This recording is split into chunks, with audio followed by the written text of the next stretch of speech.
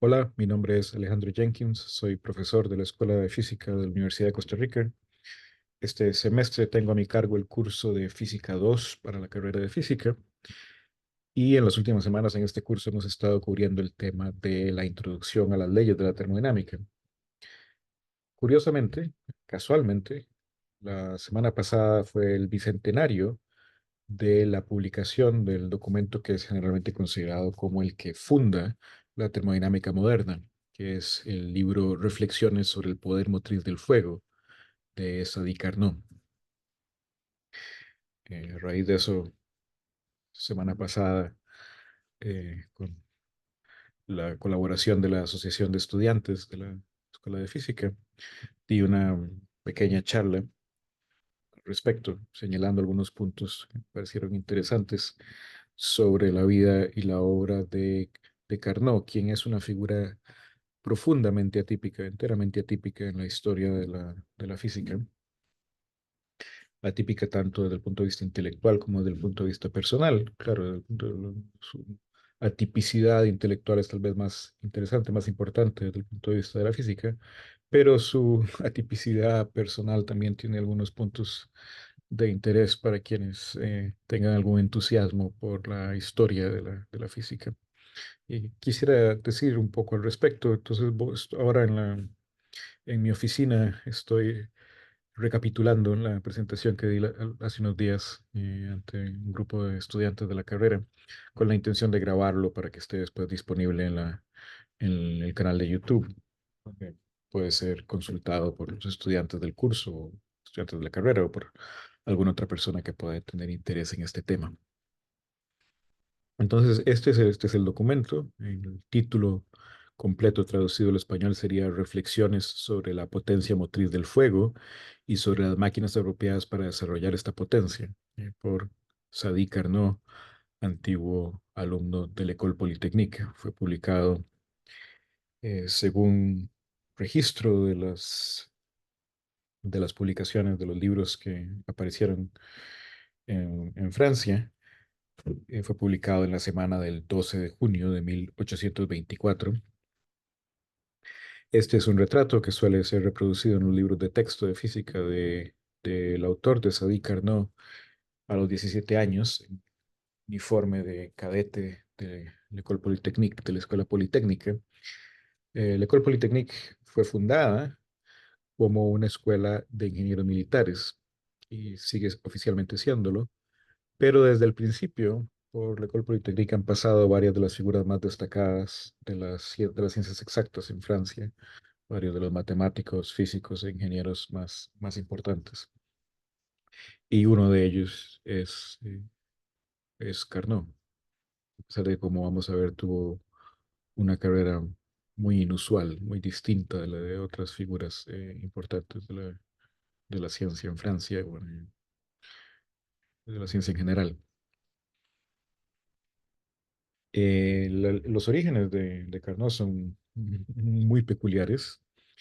Carnot nació el 1 de junio de 1795 aquí, en el Palacio del Petit Luxembourg, que actualmente es la residencia oficial del presidente del Senado de Francia. Esto está cerca de un palacio más grande, el Grand Luxembourg, que es donde sesiona actualmente el Senado francés. En 1795, Carnot nació aquí porque su padre, llamado Lazare Carnot, era uno de los 5 miembros del directorio. El directorio era en ese momento la máxima autoridad política en la Primera República Francesa, en el periodo inmediatamente posterior al fin del Reino del Terror. Lazare, entonces el padre del Sadi Carnot, que nos interesa principalmente en esta charla, fue matemático, ingeniero general y político, una figura muy trascendental en la historia de Francia. Y entre otras cosas fue autor de un libro llamado Principios Fundamentales del Equilibrio y el Movimiento, evidentemente un libro de texto sobre mecánica, algo que claramente tuvo una influencia sobre el pensamiento de su hijo, de Sadi. El nombre Sadi es bastante particular. El padre Lazar lo escogió en honor a un poeta persa del siglo XIII, un poeta clásico persa, Sadi de Shiraz. es un nombre no cristiano, el cual puede tener, no lo sabemos a ciencia cierta, pero puede tener alguna conexión con el, el hecho de que en algunas etapas de la Revolución Francesa claramente hay una campaña o campañas que tienden a descristianizar la sociedad francesa. En cualquier caso, Sadi Carnot, el hijo del zar, fue admitido a la École Polytechnique, una institución que, por cierto, había sido fundada, eh, entre otros, por Lazar.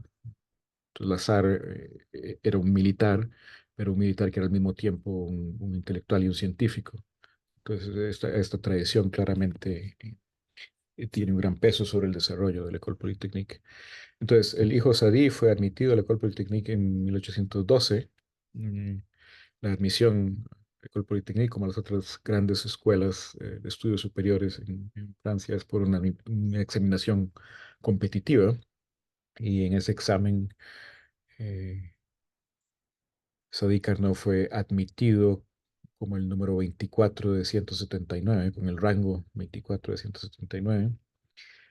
El, entre los profesores trabajaban en la École Polytechnique cuando ingresó ahí Carnot, se cuentan figuras que serán tan, por lo menos sus nombres eran tan familiares a los estudiantes de física como Ampère, Poisson, Legendre, Coriolis, Dulong y Petit.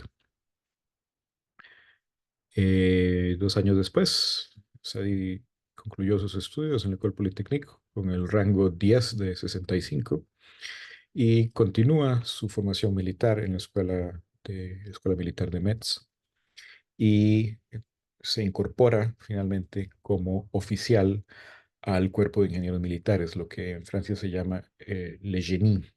Entonces, cuando, por ejemplo, en la tumba de Carnot dice que era capitán du génie, no quiere decir que era capitán de genio, quiere decir que era capitán del cuerpo de ingenieros militares del ejército francés.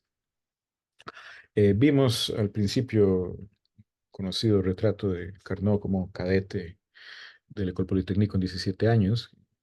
Mencioné, suele ser reproducido en los libros de texto.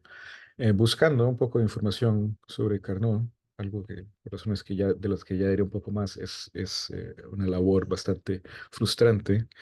Encuentro dos otros retratos. Este es un retrato de Carnot aproximadamente a los 10 años de edad, por alguien que creo que tiene que ser parte de la familia Carnot. Y este es un retrato de Carnot a los 32 años, entonces un par de años antes de perdón, a los 34 años, un par de años antes de morir. Carnot murió con apenas 36 años de edad, habiendo publicado única y exclusivamente el libro cuyos 200 años estamos celebrando en estas fechas. La carrera de Carnot fue una carrera bastante decepcionante para Carnot, y tiene un final un poco tétrico, como ya veremos. La cuestión es que Lazar, que había tenido altos puestos políticos y militares, primero en la República y después en el régimen napoleónico, inclusive cuando Napoleón fue derrotado y exilado a Elba, pero regresó, eh, y eso lleva al régimen conocido como el régimen de los 100 días. Durante esos 100 días, Lazar fue el ministro del Interior de Napoleón. Entonces, cuando ya finalmente Napoleón es derrotado en Waterloo y exilado por los ingleses a una isla remotísima en el Océano Atlántico Sur, Santa Elena, Lazar se ve obligado a exilarse de Francia. Deja Francia, se instala en la ciudad de Magdeburgo, en Prusia, en lo que ahora es Alemania, y nunca regresa a Francia. Muere en 1823 en Magdeburgo. Es en estas circunstancias en las que Sadi comienza su carrera como ingeniero militar, y todo, bueno, la poca información que tenemos parece indicar que Saadi sufrió repetidas decepciones en su carrera militar que posiblemente estaban relacionadas con el hecho de que su familia estaba cercanamente identificada con el régimen anterior. Entonces, después de 1815, regresa al poder la monarquía borbónica, la restauración borbónica, que había sido la dinastía que había sido desplazada por la República, por la Revolución Francesa. Y entonces parece altamente probable que el nuevo régimen haya visto con mucha sospecha a Saadi como miembro de esta familia tan cercanamente asociada con el régimen anterior, enemigo de la dinastía borbónica. Y posiblemente esto le costó represalias, vamos a llamar tal vez una persecución política bajo el nuevo régimen. En cualquier caso, Saadi en 1820, entonces con apenas 24 años de edad, solicita y se le concede reducir su disponibilidad en las Fuerzas Armadas al medio tiempo, y él dedica entonces su ocio a estudiar física y economía. El libro que nos ocupa ahora, el ensayo sobre reflexiones sobre el poder motriz del fuego, publicado en 1824, es su única publicación en toda su carrera. Y el propio Sadie pagó por la impresión de los 600 ejemplares que aparecieron hace 200 años. Este trabajo no atrajo prácticamente ninguna atención de la comunidad científica o técnica, pasó casi totalmente desapercibido durante la vida de Carnot. Y Carnot en 1828 se retira definitivamente del ejército sin tener los años de servicio necesarios para tener derecho a una pensión. Otra cosa que sugiere que su carrera militar fue una decepción para él personalmente.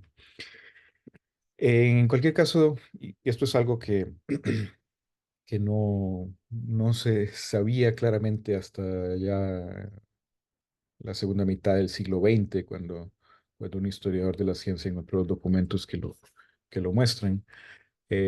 Sadi Carnot ingresó el 3 de agosto de 1836 a un sanatorio privado para enfermos mentales en Ivry, que es un suburbio de París, en el sureste de París.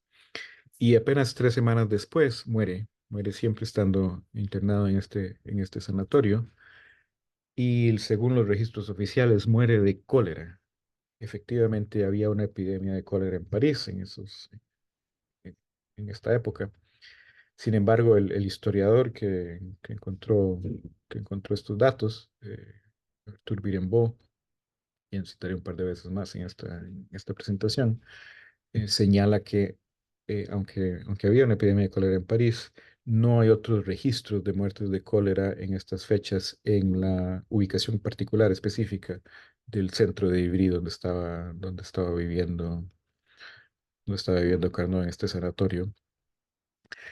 Otra cosa que llamó mucho la atención cuando lo vi en las últimas semanas, tratando de conocer un poco más del desarrollo intelectual y personal de Carnot, es que su hermano Hippolyte, quien más adelante tendría una figuración importante en la política en Francia, destruyó la gran mayoría de sus papeles personales y, como dice el historiador Birembault, ocultó detalles sobre su vida y su muerte. Este historiador, Birembault, dice que rara vez una gran familia se ha esforzado tanto por colocar a uno de los suyos fuera del alcance de las luces de la historia. Entonces, tenemos esta circunstancia muy particular de que realmente no sabemos casi nada sobre la vida, la obra, el desarrollo intelectual de Carnot. Y esto, hasta donde sabemos, seguirá siendo así, porque los documentos ya no existen. Los documentos fueron en su mayoría destruidos por la familia inmediata de Carnot, inmediatamente después de su muerte.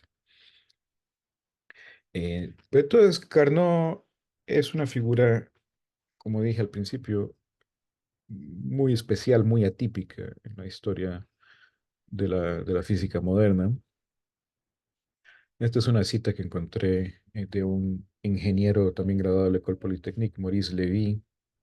Entonces, en 1897, cuando se iba a celebrar los 100 años de la École Polytechnique, Lévy escribió un artículo para una colección de ensayos publicado para marcar este aniversario.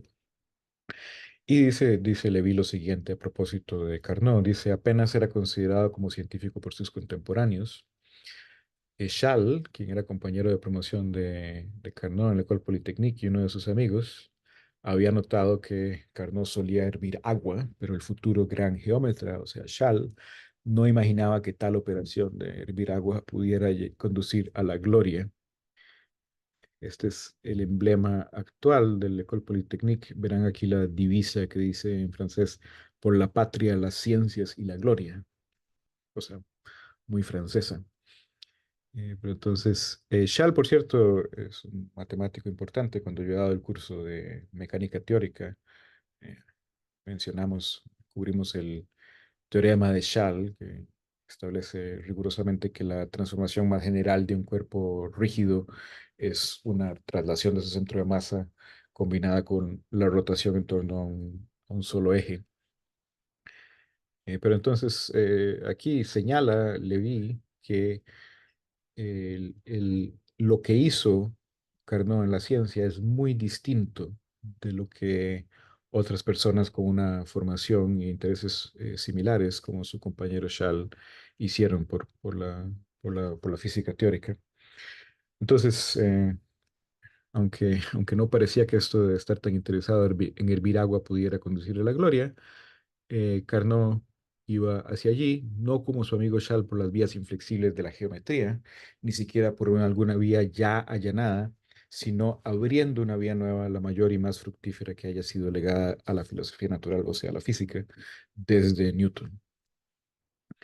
Pero entonces eso también subraya tanto el carácter marginal en vida de Carnot como miembro de la comunidad científica, como la profunda originalidad de su contribución a la física teórica. Entonces, la vida de Carnot, hasta donde podemos saber, terminó bastante mal. Ciertamente, cuando murió era una figura totalmente obscura, casi desconocida. Había publicado una única obra 8 años antes que no había atraído ningún, prácticamente ningún interés de la comunidad científica o técnica. Pero actualmente Carnot es considerado el padre de la termodinámica y su única obra es considerado el documento fundador de la termodinámica moderna. Entonces, ¿cómo se da este cambio tan grande en la reputación de Carnot cuando ya había muerto? Entonces, en 1834, esto es 2 años después de la muerte de Carnot y 10 años después de la publicación de su obra, otro ingeniero francés, también graduado de la École Polytechnique, Émile Clapeyron, entonces en Francia se suele escribir así, X es el nombre de la École Polytechnique, el X Polytechnique, la X, y 1815 es el año en que ingresa la persona, que es como se marca la generación de los exalumnos del École Polytechnique. Entonces, Clapeyron entró a la École Polytechnique en 1815, entonces, eh, pocos años después de Carnot. Pero Clapeyron sí leyó con interés la obra de Carnot y publicó un comentario y explicación detallado de la obra de Carnot con el título Memorias sobre la potencia motriz del calor, título muy parecido al de la obra original de Carnot.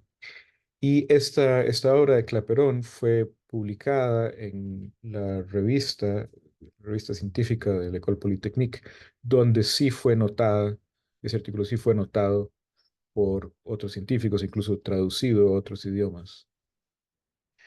En 1845, William Thomson, un científico británico, quien más tarde sería conocido como Lord Kelvin. Kelvin es el nombre de un río en Escocia que Thompson tomó como su título de nobiliario cuando fue hecho, eh, noble por la monarquía inglesa, tiempo después, en reconocimiento a sus contribuciones intelectuales y políticas. Pero entonces en aquel entonces se llamaba simplemente William Thomson. William Thomson en 1845 visita y trabaja por un tiempo en el laboratorio de Regnault en París. Regnault se había especializado en estudiar las propiedades térmicas de los gases. Y durante esa visita a París, Thomson se encuentra con el artículo de Clapeyron, que lee con gran interés e intenta encontrar alguna copia de la obra original de Carnot por bastante tiempo de manera infructuosa. No pudo encontrar por algunos años ninguna copia del libro original de Carnot, publicado apenas 10 años antes, en las librerías o en las bibliotecas a las que pudo consultar. Pero Thomson, futuro Lord Kelvin, se interesa profundamente por los argumentos de Carnot y utiliza la argumentación de Carnot para definir una escala absoluta de temperatura. Entonces, una escala de temperatura que ya no depende de el material que utilice uno en el termómetro. Entonces, antes había escalas definidas con respecto a termómetros de mercurio, termómetros de alcohol, termómetros de distintos gases. Thomson, a partir del argumento de Carnot, define una escala absoluta de temperatura, que es entonces la que actualmente medimos en unidades de Kelvin, nombre Kelvin tomado después del título de nobleza del propio Thomson. Y también esto fue en 1848. Me parece recordar que cuando publica el primer artículo sobre la escala absoluta de temperatura, Thomson dice que explícitamente que no ha podido encontrar la obra original de Carnot y que tiene que trabajar a partir de la explicación que ha encontrado en el artículo posterior de Clapeyron.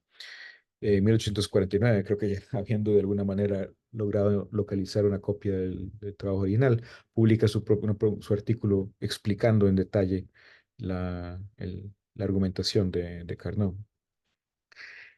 Después, el otro gran físico que también se encuentra con la obra de Carnot, inicialmente a través del artículo de Clapeyron, fue el alemán Rudolf Clausius. Y entonces, como ya vamos a decir un poco más en un momento, una de las cosas muy particulares, muy peculiares de la obra de Carnot es que cuando él escribió su artículo, no sabía, no había aceptado la equivalencia entre calor y trabajo. Entonces, Carnot escribió su ensayo bajo el punto de vista que era dominante en aquel momento, especialmente en Francia, de que el calor era algún tipo de fluido, algún fluido calórico, que entonces que era un fluido que estaba más concentrado en los cuerpos a mayor temperatura y más difuso en los cuerpos a menor temperatura. Por eso entonces cuando uno juntaba un cuerpo a temperatura alta con un cuerpo a temperatura baja, ese fluido calórico se iba difundiendo de donde estaba más concentrado, donde estaba menos concentrado, hasta que alcanzaba un estado de equilibrio con una concentración uniforme. Pero en los años posteriores a la publicación del texto de Carnot, se fue quedando cada vez más claro que esta teoría calórica no era consistente con los hechos experimentales y que el calor realmente era un tipo de movimiento, era un movimiento desordenado de los componentes microscópicos de la materia, y que entonces el calor es una forma de energía y que entonces hay una equivalencia entre la energía calórica y el trabajo mecánico. Y Clausius fue quien replanteó el argumento original de Carnot en términos de la nueva ley de conservación de la energía. Y esto es lo que enseñamos modernamente a los estudiantes como la primera y la segunda ley de la termodinámica. Y además fue el mismo Clausius quien, 15 años después, siempre partiendo de la argumentación de Carnot, define una nueva cantidad física, una variable de estado llamada la entropía, usualmente representada por la letra S. Clausius introduce el símbolo de la letra S mayúscula para la entropía, también introduce el nombre de entropía. En alguna fuente lo dio la sugerencia de que posiblemente Clausius usó la letra S mayúscula en alusión a Sadi Carnot, ese nombre tan particular que tenía Carnot. Y entonces esta es la manera, ya entonces utilizando el concepto de entropía, en que formulamos actualmente las leyes de la termodinámica. Bueno, entonces aquí ya más anecdóticamente digo algo sobre la familia de Carnot. Este es el padre de Carnot, Lazare, de quien ya hemos dicho un poco, una figura muy importante en la historia de Francia, tanto, sobre todo políticamente y militarmente, pero también en alguna medida científicamente. También hizo cosas importantes en física y en ingeniería mecánica. Este es el hermano menor de Sadi Carnot, Hippolyte. Este es su retrato cuando era diputado en el Congreso francés. Después fue senador, ministro de Educación, tuvo una serie de puestos importantes. Y lo que tal vez llama más la atención es que un hijo de Hippolyte, por lo tanto un sobrino de Sadi, el fundador de la termodinámica, también llamado Sadi Carnot, solo que su nombre completo tenía otros dos nombres cristianos, Marie-François Sadi Carnot, fue presidente de Francia. Este es su retrato oficial, un presidente de la República. Y curiosamente, este otro Sadi Carnot murió asesinado en 1894 por un anarquista. Esta es una representación artística de ese asesinato en Lyon que apareció en un periódico de la época. Esta es la tumba de Sadi Carnot en Ivry-sur-Seine, eh, donde murió, recluido en un asilo psiquiátrico. Y, no sé cuándo fue instalada esta lápida, pero dice, bueno, aquí tiene las fechas de nacimiento y de muerte. Después dice alumno de la École Polytechnique, capitán du génie, que quiere decir capitán del Cuerpo de Ingenieros Militares, físico y fundador de la termodinámica. Pero vuelvo a citar a este trabajo del historiador Birenbaud, quien buscó los documentos en los archivos y quien al final de este artículo dice lo siguiente, que a pesar de la cortina de humo mantenida por Hippolyte a partir de 1832, la documentación que subsiste sobre Sadi Carnot actualmente disponible permite trazar las grandes líneas de su actividad, pero a consecuencia de la desaparición de sus papeles, obra de su hermano, las causas precisas de su renuncia como oficial del Cuerpo de Ingenieros Militares en 1828, las ocupaciones y preocupaciones que requirieron su presencia en París, las etapas recorridas desde 1819 en el desarrollo de sus conocimientos, sus investigaciones en el laboratorio de Briançon en Vincennes o en otros, los contactos que tuvo a viva voz o por carta con los físicos y los fabricantes de máquinas de vapor, su participación en la vida pública y su vida privada, incluidas sus relaciones con su familia. Todo esto se nos escapa casi por completo y seguramente se nos escapará para siempre porque los documentos no existen. Bueno, pero a pesar de esa obscuridad que seguirá subsistiendo en torno a Carnot y el desarrollo de sus ideas, es generalmente considerado ahora como padre fundador de la ciencia de la termodinámica. Y cito aquí algunas evaluaciones de la obra de Carnot. La primera de ellas de Thomson, del futuro Lord Kelvin. Este es el artículo que publicó en 1849 explicando en detalle la teoría de Carnot. Y dice Thomson, nada en todo el ámbito de la filosofía natural es más extraordinario que el establecimiento de leyes generales por un proceso de razonamiento semejante. Entonces eso también enfatiza lo profundamente inusual y original del tipo de razonamiento que trajo Carnot a su análisis de este problema de la eficiencia de las máquinas térmicas. Como ya diré más adelante, este comentario de Thomson se refiere específicamente a uno de los resultados que están contenidos en el ensayo de Carnot. Este es un comentario de los Feynman Lectures de Richard Feynman, como ya le he dicho algunas veces a los estudiantes de mi curso de Física 2. Si uno lee los Feynman Lectures y algunas de las otras obras pedagógicas de Feynman, se dará cuenta que Feynman tenía un interés personal bastante profundo por la historia de la física. Y queda totalmente claro, por ejemplo, que él leyó el texto original del ensayo de Carnot, algo que creo que prácticamente ningún otro físico teórico de primer nivel en las últimas décadas haya hecho, haya encontrado el tiempo de sentarse a leer el trabajo original de Carnot. Pero Feynman dice lo siguiente: la ciencia de la termodinámica inicia con el análisis por el gran ingeniero Sadi Carnot del problema de cómo construir la mejor y más eficiente de las máquinas. En inglés la palabra es engine.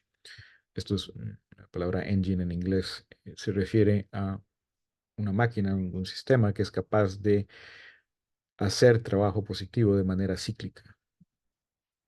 Algo que volveré al final de esta conversación. Y esto constituye uno de los pocos casos famosos en que la ingeniería ha contribuido fundamentalmente a la teoría física. Otro ejemplo de esto, de que un ingeniero contribuye a la teoría física fundamental, es el trabajo más reciente en teoría de la información por Claude Shannon. Estos dos análisis, el de Shannon y el de Carnot, por cierto, están cercanamente relacionados. Aquí, Fanon se refiere a la entropía de la información, definida por Shannon, un tema muy interesante, pero el que no tengo oportunidad de hablar ahora.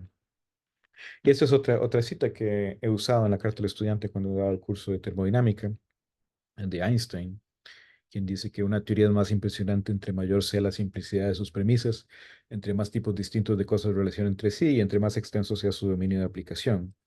De ahí la profunda impresión que dejó en mí la termodinámica clásica. Es la única teoría física de contenido universal de la que estoy convencido que en el marco de pertinencia de sus conceptos básicos no será derribada nunca. La gente no suele tal vez recordar mucho que Einstein, entre las muchas cosas que hizo, tuvo contribuciones fundamentales a la física térmica, o sea, mecánica estadística. Sobre todo, lo más llamativo es su teoría del movimiento browniano, que después fue utilizada para convencer a los últimos escépticos de que la teoría atómica era correcta, que realmente la materia está formada de átomos. Bueno, entonces, aquí otra cita al respecto también de los Feynman Lectures, donde dice Feynman que en vida de Carnot, la primera ley de la termodinámica, la conservación de la energía, no se conocían. Los argumentos de Carnot estuvieron tan cuidadosamente planteados que son válidos a pesar de que la primera ley no se conocía entonces. Algún tiempo después, y aquí Feynman dice Clausius, y lo dice dos veces, pero creo que es muy claro que esto es un desliz. Posiblemente cuando Feynman dio la presentación de manera oral, habló sin suficiente cuidado y confundió el nombre de Clausius con el nombre de Clapeyron. Entonces aquí he puesto el nombre de Clapeyron entre paréntesis cuadrados y en otro color para enfatizar esta corrección que estoy haciendo.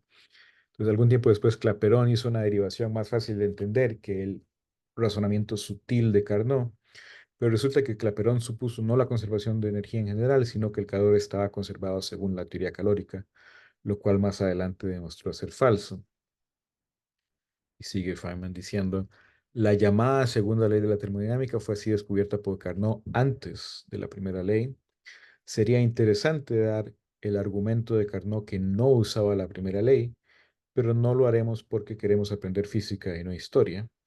Usaremos la primera ley desde el principio, a pesar de que se puede hacer mucho sin ella. Y esto es la manera en que, por ejemplo, que he enseñado la primera y la segunda ley en los últimos días en el curso de Física 2, utilizando, digamos, la argumentación moderna que parte de la conservación de la energía. Pero aquí en esta charla, una oportunidad de, entonces, como diría Feynman, de hacer un poquito de historia y considerar cuál era el razonamiento que usó Carnot en su ensayo cuando todavía creía que el calor era un fluido y que por lo tanto la cantidad de calórico era una cantidad conservada.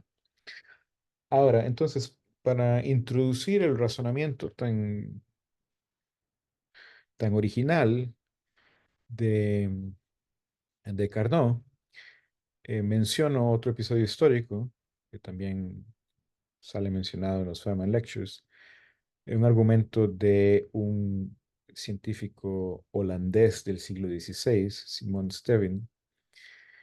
Entonces, el Stevin en el siglo XVI encontró la manera de calcular cuál es la fuerza con la que jala un peso que en lugar de colgar verticalmente descanse sobre un plano inclinado.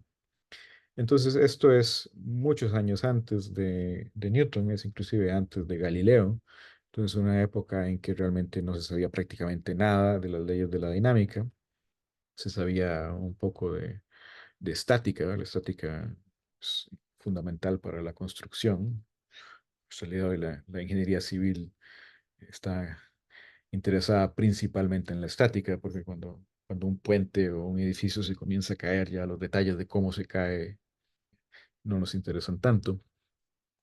Y bueno, entonces había cosas importantes sobre estática desde la antigüedad, desde los griegos, pero en este momento lo que sabíamos de dinámica era prácticamente nada. ¿Y cuál fue el argumento? ¿Cómo fue que Stevin logró encontrar esa ley para la fuerza con la que jala una masa sobre un plano inclinado sin tener ni por asomo nada que se pareciera a las leyes de Newton? Su argumento, que Feynman menciona al principio de los Feynman Lectures, es interesante. Y además estoy seguro que es algo en lo que estaba pensando Carnot cuando escribió su ensayo. Posiblemente esto le vino, este razonamiento le vino a él a través del libro de su padre sobre la mecánica. El argumento de Stevin es el siguiente. Entonces, en este caso tenemos un triángulo. De este lado cuelgan verticalmente tres masas. Entonces, aquí tengo una cadena de masas, todas ellas iguales y todas con el mismo espaciamiento. Y entonces aquí de este lado del triángulo cuelgan verticalmente tres de esas masas, mientras que en el plano inclinado hay cinco de esas masas.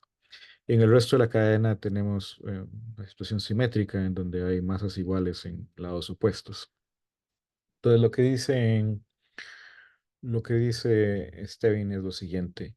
Si estas cinco masas que están sobre el plano inclinado jalan más que el peso de estas tres masas, como todas las demás masas están en equilibrio con lados opuestos, entonces si ganarían estas cinco masas y entonces tendería a jalar la cadena de manera que giraría en dirección, así como está dibujado, en dirección antihoraria.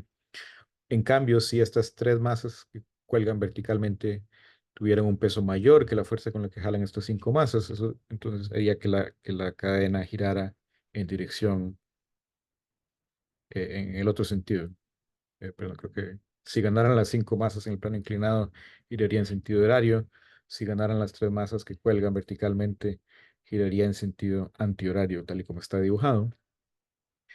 Entonces, pero ambas de esas posibilidades son absurdas porque implicarían un movimiento perpetuo, implicarían que algo que es totalmente contrario a nuestra experiencia, que es que una cadena de este tipo se mantendría girando en alguna dirección. Entonces, la única posibilidad aceptable es que estas fuerzas se cancelen de manera exacta. Entonces, que la fuerza que ejercen estas cinco masas se cancela exactamente con el peso de estas tres masas. Entonces, este es un triángulo rectángulo de 3 4 5. Entonces, el ángulo de, de inclinación es tal que el seno de cita es igual a 3 entre 5.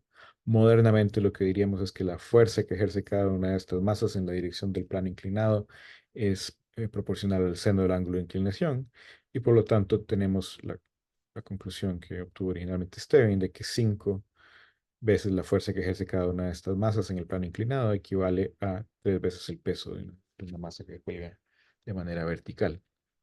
Entonces, así por este argumento basado en la imposibilidad del movimiento perpetuo, Steven llega a algo que más adelante requeriría un planteamiento de las leyes de Newton.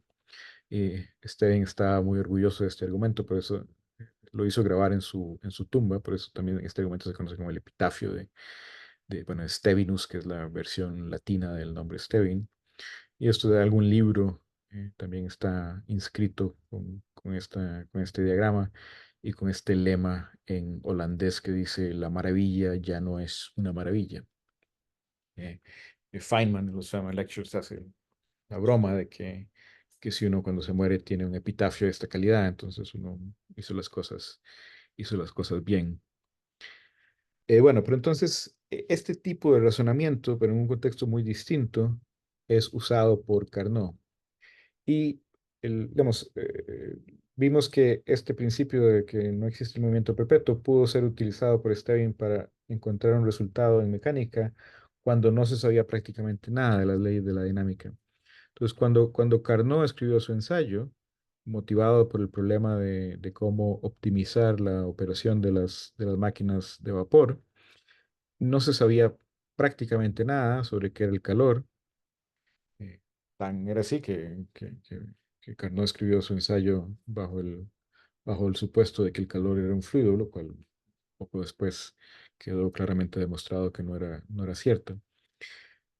Pero Carnot, bueno, en su ensayo plantea algo que ahora, bueno, que en los últimos días he enseñado en el curso de Física 2, que es el ciclo de Carnot. No repaso aquí en detalle cómo funciona. Lo importante es que es un ciclo reversible. Entonces es un ciclo en donde la temperatura de la sustancia de trabajo cambia únicamente por cambio de volumen en la sustancia de trabajo. Entonces los cambios en la temperatura están asociados con trabajo mecánico, en donde el cambio de volumen mueve un pistón que es capaz de realizar trabajo.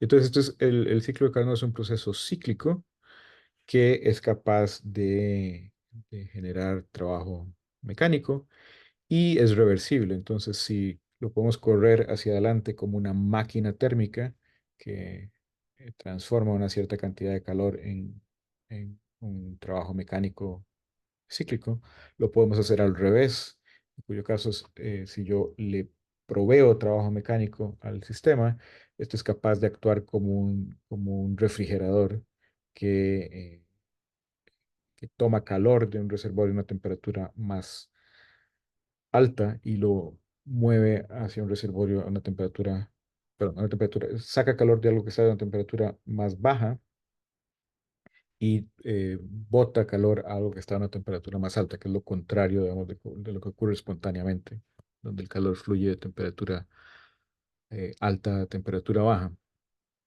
Bueno, entonces, esto es el razonamiento original de Carnot. Entonces, sabemos que el calor fluye de manera espontánea de temperatura alta a temperatura baja. Carnot comienza entonces enfatizando una cosa que creo que posiblemente ya era entendida en ese momento, pero que él enfatiza de una manera muy clara, que es que para que pueda funcionar una máquina térmica, una máquina que hace trabajo a expensas del calor, no es suficiente que haya calor, o incluso que haya mucho calor. Es indispensable que haya algo que está más caliente que otra cosa, que algo que está más caliente, algo que está más frío. Tiene que haber una diferencia de temperaturas, un desequilibrio para que pueda funcionar una máquina térmica.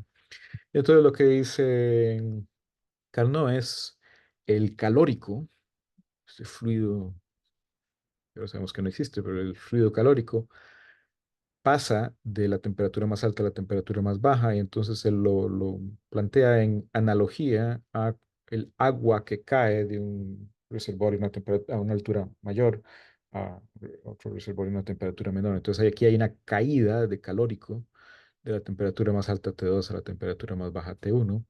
Y así como una caída de agua puede ser utilizada para mover una rueda y por lo tanto hacer un trabajo cíclico, en que este caso la caída de calórico puede ser utilizada para mover una máquina que hace un trabajo, es representado aquí como W. Pero entonces ahora consideremos una máquina reversible y Carnot nos ha dado un ejemplo con ese ciclo de Carnot de una máquina térmica que puede operar en reversa como un refrigerador. Entonces ahora tomamos ese mismo ciclo, pero en lugar de que la caída de calórico lleve a hacer un trabajo, ahora si le damos externamente una cierta cantidad de trabajo, este ciclo es capaz de mover calórico en la dirección contraria a con la que fluye de manera espontánea, entonces sacar calórico de la temperatura más baja y meterlo a la temperatura más alta. Ahora, consideremos una nueva máquina, una máquina M, y supongamos que esta máquina es más eficiente que el ciclo reversible de Carnot. Si esta máquina es más eficiente, entonces la misma caída de calórico genera un trabajo W más algún resto adicional W'. Y entonces ahora puedo imaginar que combino esta máquina más eficiente con el ciclo de Carnot en reversa.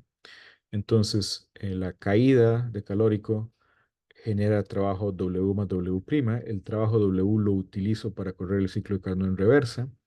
Entonces, esa parte del trabajo es suficiente para devolver todo el calórico que cayó de T2 a T1 a su ubicación original. Y me queda este resto W' para hacer algún trabajo útil, para levantar un peso, para, no sé, para moler grano o lo que sea. Pero entonces el argumento de Carnot es esto no puede ser, esto parece absurdo porque habríamos generado una cantidad de trabajo sin ningún otro cambio neto en el sistema. Esto parece un movimiento perpetuo, eh, inaceptable. Entonces la suposición es que esto es imposible. Modernamente, en lugar de hablar de este fluido calórico, podríamos hablar de la entropía. Por lo tanto, aquí, por eso es que he representado en las flechas he puesto la letra S por símbolo moderno de entropía.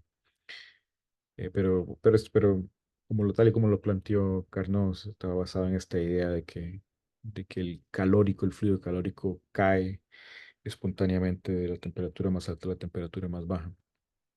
Pero entonces la conclusión es que el ciclo de Carnot, que es reversible, tiene que ser la máquina más eficiente para convertir calor en trabajo mecánico. Bueno, cuando se quedó claro que no existía tal fluido calórico, que hay una equivalencia entre calor y trabajo, modernamente llamada la ley de la conservación de la energía, el análisis de Carnot quedó replanteado y los últimos días he enseñado en el curso de Física 2 dos maneras de enunciar la segunda ley de la termodinámica. Uno es el enunciado de Kelvin, también la gente le llama el enunciado de Kelvin-Planck, que es que suponemos que no es posible una transformación cuyo único resultado final sea transformar en trabajo una cierta cantidad de calor extraído de una fuente con una sola temperatura. O hay una manera que suena distinta, pero que es lógicamente equivalente de decir lo mismo, que es el enunciado de Clausius. Nos dice que no es posible una transformación cuyo único resultado final sea transferir alguna cantidad de calor de un cuerpo a una temperatura más baja a otro cuerpo a una temperatura más alta. Eh, pero recordarán aquella cita de Thomson, el futuro Lord Kelvin, que decía que nada es más extraordinario por la filosofía natural que llegar a leyes generales por un proceso de razonamiento semejante. Ese comentario se refería específicamente a un resultado que en los libros de texto actualmente siempre se le llama la ecuación de Clausius y Clapeyron.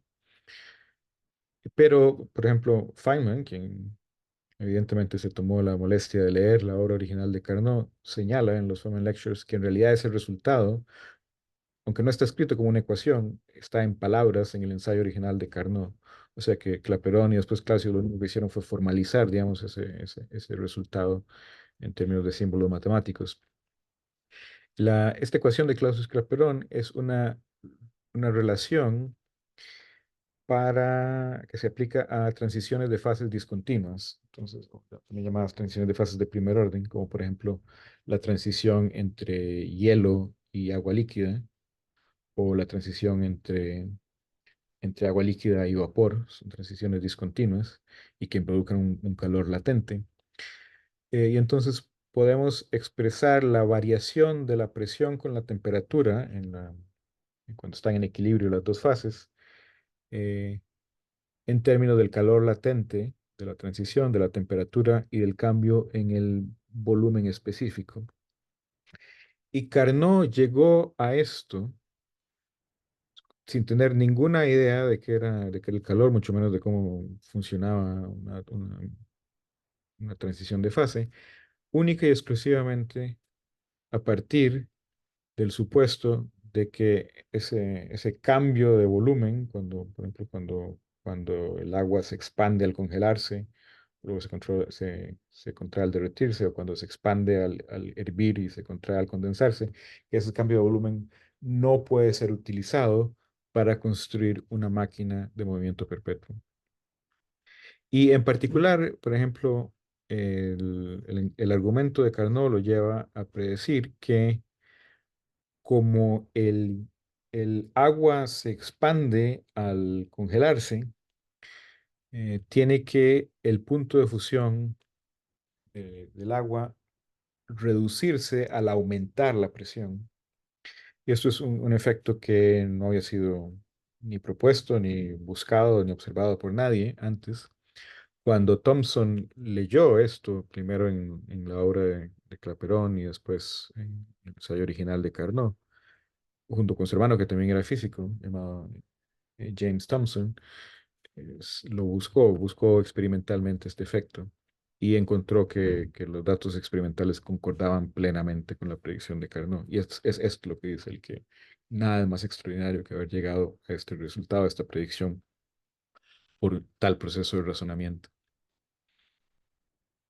Eh, Menciono brevemente que aunque a los estudiantes les enseñamos que la importancia del ciclo de Carnot es conceptual, o sea, no es que ese proceso en particular sea eh, utilizado en la práctica para nada muy importante, sino que nos permite plantear las leyes de la termodinámica.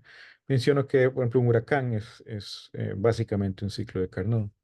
Entonces, en un huracán, primero el aire absorbe calor cuando sopla sobre el mar tropical a temperatura constante, lo absorbe calor por evaporación del agua.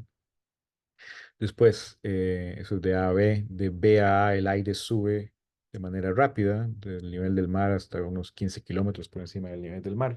Como el aire es un muy mal conductor del calor, este proceso es prácticamente una expansión adiabática. Después, entre C y D, el aire rechaza calor a temperatura fija por condensación del vapor de agua que adquirió del mar.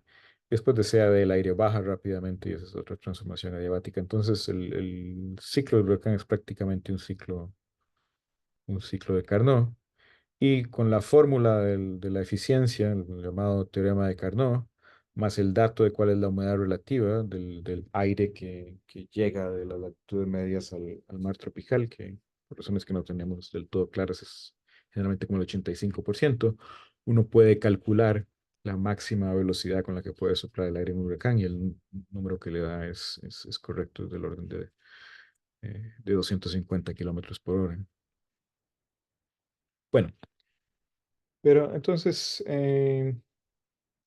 creo que es importante que Carnot era ingeniero, que tenía un interés por las máquinas, eh, y es importante que fue una figura altamente inusual en, en la física teórica. Entonces hizo una contribución que es profundamente atípica. El trabajo de Carnot funda lo que posteriormente se llama la termodinámica clásica. Entonces, muchas personas que continúan esta obra son Jules Helmholtz, que aclaran la conservación de la energía, Clausius, Kelvin, que ya mencionamos, etcétera. Y fundan lo que es una ciencia de las máquinas térmicas, que eso era lo que fundamentalmente le interesaba a Carnot, entender cómo optimizar la operación de las máquinas de vapor, que eran tan importantes y que estaban en auge en, en aquel entonces. Ahora, en mi terminología, voy a llamar a una máquina térmica, en inglés un heat engine, lo voy a llamar un sistema activo. ¿Por qué? Porque es un sistema que es capaz de realizar trabajo positivo de manera cíclica. Entonces, es un sistema en donde las partes del sistema regresan a su configuración inicial después de algún tiempo, habiendo realizado un trabajo positivo. Pero la termodinámica clásica, nunca describe cómo se comportan los sistemas en el tiempo. Entonces, nunca plantea las variables termodinámicas como funciones del tiempo, sino que únicamente relaciona las variables termodinámicas entre sí. Esto es curioso porque entonces, bueno, alguna vez que hablé de esto con alguien que sabía griego, me explicó que dinámica, digamos, viene de una raíz griega que lo que quiere decir es potencia. Entonces, termodinámica quiere decir la potencia del calor. Pero el término dinámica en otras ramas de la física se ha usado para hablar de bueno, técnicamente de lo que llamaríamos una ecuación de movimiento. Entonces, donde tenemos una ecuación diferencial con el tiempo como la variable independiente y las posiciones como variables dependientes. Entonces, en termodinámica nunca hay ecuaciones dinámicas en ese segundo sentido, porque nunca consideramos nada como función del tiempo. Y, por ejemplo, esta es la versión, la manera en que escribimos diferencialmente la primera ley de la termodinámica. U es la energía interna, P es la presión, U es el volumen, T es la temperatura, S es la entropía, mu es el potencial químico, y N es la cantidad de materia. Este primer término, menos P de V, es el trabajo realizado por la máquina, la sustancia de trabajo, digamos, de la máquina. Pero trabajo definido como fuerza por desplazamiento. No estamos acostumbrados a pensar directamente en la fuerza que actúa, digamos, sobre el pistón de una máquina térmica, pero si lo consideráramos, tendríamos que ver inmediatamente que esa fuerza es una fuerza no integrable, porque la fuerza que mueve el pistón tiene que haber hecho un trabajo positivo sobre el pistón en un movimiento cíclico, donde el pistón regresa a su posición inicial. Eso implica inmediatamente que la fuerza no puede ser dada por ninguna función potencial, no es la gradiente de ninguna función potencial. Pero solemos no pensar mucho al respecto de esto porque no nos preocupamos en escribir ecuaciones de movimiento para las máquinas o para otros sistemas activos. En los años 30 y 40, par de científicos franceses, Fabry y Le Corbusier, sugirieron de manera un poco tentativa que uno debiera poder conectar la teoría puramente matemática o cinética, por ejemplo, de sistemas activos autooscilatorios, con la termodinámica de las máquinas. Pero esta sugerencia prácticamente no fue acatada por nadie. Eh, Hace algunos años yo me interesé en la física de los sistemas autooscilatorios, y esta es una de las ideas que he tratado de desarrollar en los últimos años y que seguiré tratando de promover, que haya ese contacto entre la termodinámica y una teoría matemática de los sistemas activos, de los sistemas que son capaces de realizar trabajo en transformaciones cíclicas. Bueno, para terminar, para redondear, quisiera hacer un contraste entre Carnot y otra figura importantísima en la historia de las ciencias exactas, que es Euler. Euler, quien es el matemático más prolífico en la historia, y creo que la gran mayoría de las personas estarían de acuerdo que es eh, uno de los matemáticos modernos más importantes, quizás el matemático moderno más importante, y también alguien que hizo cosas de gran trascendencia en física. Pero hay una historia que he visto repetida en varios lugares, pero creo que nadie nunca ha apreciado realmente toda la dimensión de esta anécdota, que es el siguiente. Euler era de Basilea, en Suiza, pero no pudo conseguir una cátedra como profesor en Basilea, y terminó trabajando en la nueva Academia de Ciencias de San Petersburgo, que era en aquel entonces la capital de Rusia, pero debido a un cambio de régimen, el gobierno más conservador expulsó de Rusia a todos los científicos extranjeros, y entonces Euler terminó en Berlín, donde que era la capital del reino de Prusia, y el rey de Prusia, que era Federico II, conocido como Federico el Grande, se consideraba a sí mismo un intelectual ilustrado y entonces, bueno, tenía gran interés en fundar una academia de ciencias destacada y por recomendación de D'Alembert contrató a Euler. Pero Federico también tenía un sentido de inferioridad con respecto a la corte francesa, la monarquía francesa, eh, el rey Sol de Luis XIV. Entonces, cuando Federico construyó un palacio en Potsdam, en las afueras de Berlín, quería imitar en la medida de lo posible la opulencia del Palacio de Versalles en las afueras de París. Y una de los atractivos de Versalles era un sistema muy elaborado de fuentes que habían sido construidas para Luis XIV por varios de los ingenieros franceses más destacados de su momento. Entonces Federico intentó construir por lo menos una fuente monumental en su palacio. Ahora si van ustedes a Potsdam, verán que hay una fuente, pero parece que esto será una cosa relativamente reciente porque el proyecto de Federico fracasó. Y una de las cosas que le resentía Federico a Euler es que Euler no contribuyó de manera útil a este proyecto de la fuente. Entonces, bueno, este es Euler, retrato de Euler. Euler primero perdió un ojo por una infección, después terminó totalmente ciego, pero eso no hizo ninguna mella en su productividad. Eh, pero esto es una carta de Federico al filósofo francés Voltaire, quien era un amigo personal de él, y se está quejando aquí, dice que yo quería hacer un juego de agua en mi jardín. Entonces se refiere a Euler como el cíclope, por eso de que había perdido un ojo. El cíclope Euler calculó el esfuerzo de las ruedas para levantar el agua hasta un estanque, desde el cual debía bajar por canales para formar el chorro de la fuente en Sanssouci. Mi molino fue construido matemáticamente y no pudo subir una sola gota de agua a una distancia de 50 pies del estanque. Vanidad de vanidades, vanidad de las matemáticas. Ahora, esto lo tomé de un artículo publicado hace algunos años por un historiador de la ciencia alemán, quien habla de este episodio de Euler y la fuente de Sanssouci.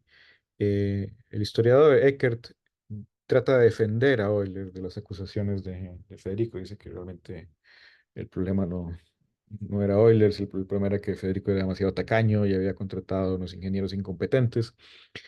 Y en defensa de Euler cita varios artículos que en esos años publicó Euler sobre el problema de calcular el esfuerzo necesario para levantar agua en tubos, en términos de la altura, pero también en términos de la velocidad con la que sale el agua, e incluyendo también consideración de la fricción, de la resistencia al movimiento del agua en el tubo. Pero me parece que el historiador no se percata de algo que yo creo que es muy importante, que es cómo plantea Euler este problema. Entonces, Euler describe la bomba hidráulica, cuya función es subir el agua al estanque, como un pistón que baja por la acción del peso de una columna imaginaria de agua. Entonces, lo que hace Euler es calcular cuál tendría que ser la altura de esa de esa columna imaginaria para que su peso fuera capaz de empujar el pistón con suficiente fuerza para levantar el agua hasta, hasta este reservorio en J. Pero fíjense que así no es como funciona una bomba hidráulica. Entonces, una bomba hidráulica no es un pistón que baja y una vez que haya llegado al punto más bajo habría que ir a abrir la bomba otra vez, subir el pistón, volver a llenar la cámara de agua, dejar que baje otra vez. Una bomba hidráulica es un sistema cíclico en donde hay un pistón que sube y baja repetidamente, una rueda que da vueltas y al cabo de un ciclo de ese movimiento, el sistema ha hecho algún trabajo positivo que ha hecho que una cierta cantidad de agua suba del- de la cámara de de la bomba hasta el estanque superior. Pero entonces una bomba hidráulica es un sistema activo, eh, un sistema capaz de realizar trabajo de manera cíclica, queda enteramente por fuera del esquema de la mecánica analítica desarrollado por Euler. La mecánica analítica, bueno, resultados fundamentales que enseñamos en un curso de mecánica teórica es la ecuación de Euler-Lagrange. Euler entonces es padre de la formulación analítica de la mecánica, pero es una formulación que no es aplicable a, a una bomba hidráulica o a otros sistemas activos, o lo que hemos llamado a un engine. Entonces, no me sorprende en nada que Euler no haya sido capaz de contribuir de manera práctica, útil, al proyecto de Federico de construir la fuente en su palacio. Porque esta pregunta de cómo funciona en la realidad una bomba hidráulica es algo que estoy seguro que a Euler ni siquiera le interesaba, ni, ni entraba, digamos, en su pensamiento esa cuestión del funcionamiento del funcionamiento cíclico de la bomba. Es algo que sí interesaba a, a Carnot. Carnot estaba fundamentalmente interesado en el problema las, de las máquinas de vapor, que son sistemas activos que realizan trabajo positivo de manera cíclica y por lo tanto sistemas que no pueden ser descritos con las ecuaciones de la mecánica analítica. Cuando yo he dado mecánica teórica al final del segundo semestre del curso, tengo a recalcar a los estudiantes que todo esto que hemos, estas sofisticadas herramientas matemáticas que hemos desarrollado en el transcurso de un año, no son aplicables. No me dicen nada, por ejemplo, sobre la operación del motor de un automóvil, que es una máquina, un sistema activo, en donde las fuerzas no pueden ser expresadas como gradientes de ninguna función potencial. Entonces, bueno, ahí quería hacer ese contraste entre una figura tan ortodoxa, muy importante en la historia de la ciencia como la de Euler, y una figura tan importante pero tan heterodoxa y tan atípica como la de Carnot, en donde sí, definitivamente me parece que es importante el hecho de que Carnot haya sido ingeniero y haya tenido una preocupación por estos tipos de sistemas activos que parece que ni siquiera entraban en el pensamiento de Euler. Bueno, para concluir, quería referirme a otra figura de la historia de la ciencia, que es quizá la figura que es de mayor interés para mí personalmente, que es la de Newton. Y quería plantear una pregunta eh, contrafactual. ¿Por qué Newton no desarrolló la mecánica analítica? Newton entonces es el que planteó las leyes de la mecánica, las leyes de Newton, pero digamos, la tecnología matemática de la mecánica analítica tuvo que esperar al trabajo bueno, de Euler, después de Lagrange, Hamilton, Jacobi, etcétera. ¿Por qué Newton, quien era uno de los más profundos y originales matemáticos de toda la historia, y además quien planteó las leyes de Newton para la dinámica, por qué no dio ese paso? Entonces voy a plantear una respuesta enteramente eh, especulativa, pero que pienso que puede tener su interés. Y señalo que Newton, a pesar de ser uno de los más grandes, bueno, además de ser uno de los más grandes matemáticos en la historia de la humanidad, era también una persona con muchos intereses prácticos. Hizo trabajo experimental importantísimo, el trabajo que demostró que la luz blanca se puede descomponer en los colores del espectro y que los colores del espectro se pueden recomponer en la luz blanca. Construyó el primer telescopio reflector que funcionaba en la práctica. También si uno ve la historia de la vida de Newton, encuentra que desde pequeño Newton tenía un gran interés por las máquinas, por los molinos de viento, por ejemplo, los autómatas hidráulicos. Ahorita decimos un poquito, vamos a decir un poquito más sobre esto. Otra cosa que también añadiré algún detalle en un momento, es que Newton fue un muy ávido eh, alquimista. Dedicó una gran cantidad de tiempo y esfuerzo en su vida a experimentos alquímicos y según historiadores de la ciencia actuales que han estudiado este tema, uno de los principales intereses de Newton era entender lo que él llamaba principios activos de la materia. Entonces, de dónde venía la actividad que demuestra la materia. Voy a mostrar algunos ejemplos de esto. Ahora, algunos historiadores de la ciencia, ya ese punto de vista ha sido superado, pero habían dicho que Newton se negó a aceptar la conservación de la energía por razones metafísicas, ¿no? Incluso cuasi religiosas, lo cual me parece que es claramente incorrecto. En realidad lo que pasó es que Newton llegó a entender que la gravedad, específicamente que el comportamiento de la gravedad requería que la fuerza gravitatoria fuera una fuerza exactamente conservativa. Si no lo fuera, eso sería incompatible con las observaciones astronómicas, en particular con las leyes de Kepler. Y eso lo llevó, por ejemplo, a abandonar los intentos por explicar la gravedad como el resultado de la acción de algún fluido etéreo cósmico. Que es algo que en ese tiempo la mayor parte de los científicos pensaban que debía hacerse, que se debía explicar qué era la gravedad en términos de la acción de algún fluido.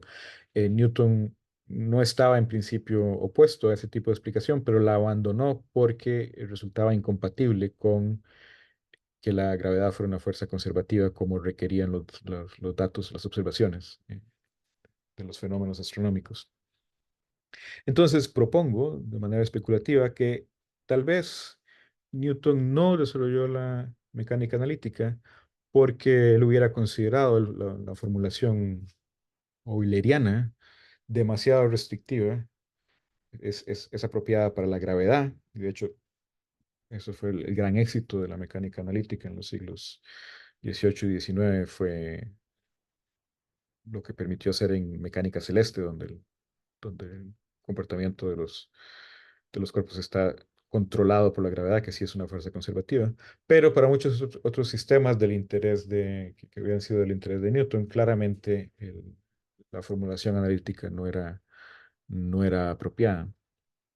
Entonces aquí, bueno, aprovecho para repetir una anécdota de la infancia de Newton que tomé de la página de la escuela a la que asistió antes de ir a la universidad. Es una escuela que todavía existe en Grantham, en Inglaterra.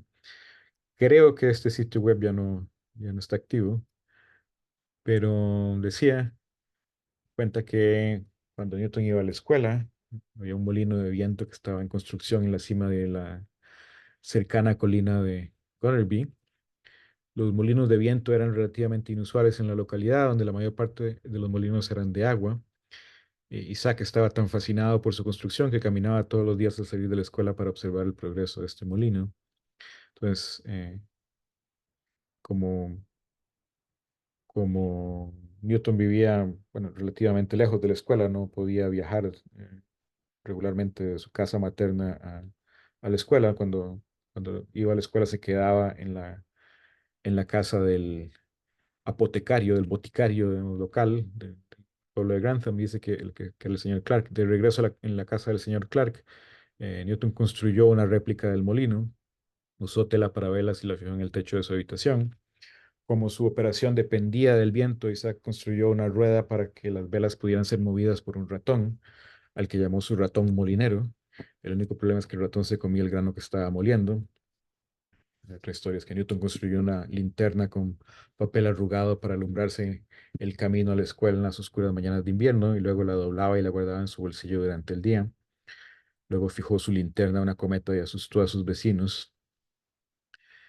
Si ustedes buscan en alguna biografía moderna de Newton, encontrarán que sabemos que este libro tuvo una gran influencia en su juventud, lo motivó en gran medida en su interés por lo que ahora llamaríamos la física o por las ciencias naturales.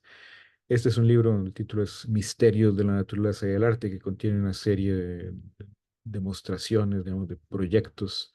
eh, Podría llamarle la atención a una persona joven con inclinaciones, curiosidades científicas. Por ejemplo, aquí está el cometa. Posiblemente de aquí le vino esa idea de sujetar una linterna a la cola de la cometa con la que asustó a los vecinos.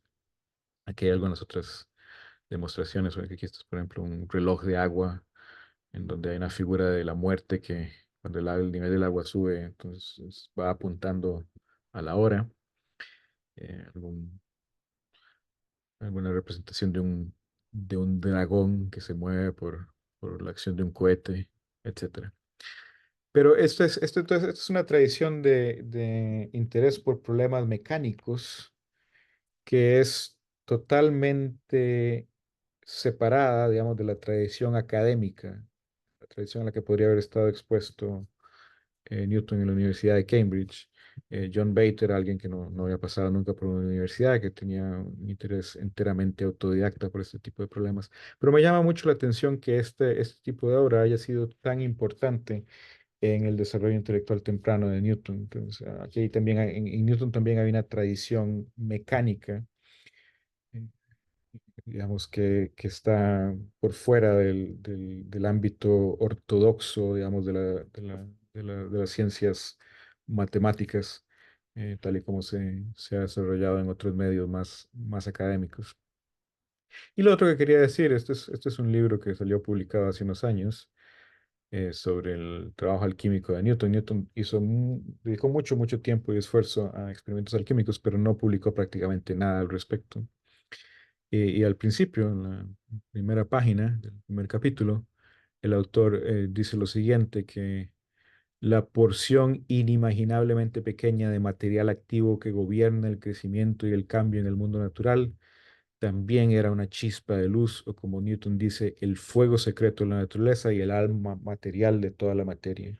Y que este problema es el problema de lo que Newton también llamaba principios activos, o lo que aquí el autor llama en el subtítulo del libro el fuego secreto de la materia. Esa era una de las preocupaciones centrales de Newton en su trabajo alquímico. Nada más para ilustrar un poquito a qué se refiere esto, muestro este video. Este es un video de un canal popular de YouTube. Esta es una reacción, hay un bloque de aluminio y sobre ese bloque de aluminio en una parte ponemos mercurio. Normalmente lo que pasa es que el aluminio reacciona muy rápidamente con el oxígeno en la atmósfera y forma óxido de aluminio, pero después el óxido de aluminio es muy inerte, entonces se forma una capa delgada de óxido de aluminio en la superficie y ya después el resto del aluminio no sigue reaccionando. Pero el mercurio aquí es capaz de ir exponiendo nueva superficie constantemente de aluminio para que reaccione con el oxígeno de la atmósfera. Y lo que genera es este proceso tan impresionante. Aquí lo vamos a ver en cámara rápida. Entonces, esto es un proceso que casi parece el crecimiento de un ser vivo, pero este es el tipo de proceso en donde parece haber un principio activo interior de la materia que está siendo liberado, que fascinaba a Newton, bueno, y a otras personas. Ahora les diría, traten de describir esto con mecánica analítica, con las ecuaciones de Euler-Lagrange o alguna otra versión eh, de este planteamiento. Eh, Verán que no se puede. Bueno, eso es lo que quería decir. Eh, Nada más entonces, ahora termino volviendo a mostrarles la obra que fue publicada hace 200 años y su autor, quien es una figura altamente inusual y atípica en la historia de la ciencia, el padre de la termodinámica, pero también una figura obscura de la que no sabemos casi nada. Pero vale la pena tomarnos el momento felicitarlo póstumamente por los 200 años de su obra. Muchas gracias.